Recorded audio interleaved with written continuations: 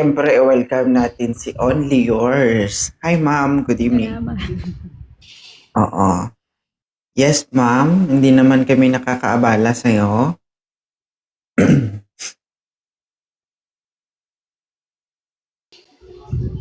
Hello po. Taga saan si Only Yours? Bataan po, Bataan. Bataan. Sarap siguro ng Bataan, no? Ilang taon ka na? 38. Ilan po anak? Dalawa. Pero hindi akma yung edad mo sa itsura mo. 38 ka na, pero parang hindi ka pa. Aray. Alright. Sana all. May Kayo din po. asawa? Mukha kayong 19. Ah, grabe. Malapit na maging Bakit underage po ako mo. nandito kung may asawa?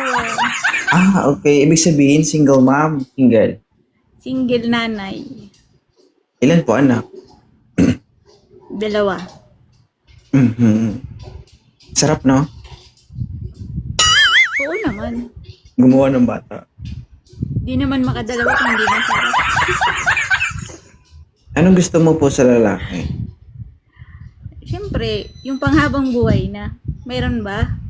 Yung hindi nananakit, yung hindi mapanakit. Yung may oras. Ako depende sa pananakit yan. Ako nananakit ako, pero gustong gusto ng asawa ko. Siyempre, gano'n yung paninakit na. Diba? Iba-iba naman po siguro. Patay mo na ng electric fan, ha? Ano? Sakit sa tenga. Oh, ganyan na lang. Pwede? Ayun. Wait lang.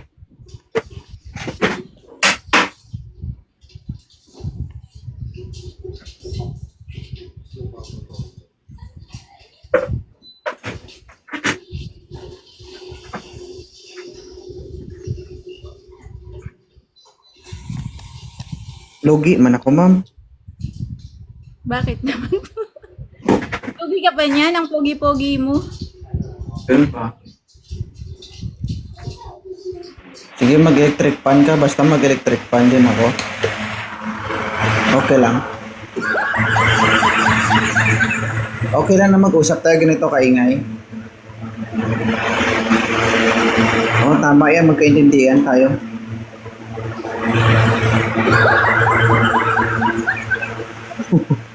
Di man. Papatayin mo man. Ma. Oo. Di ba?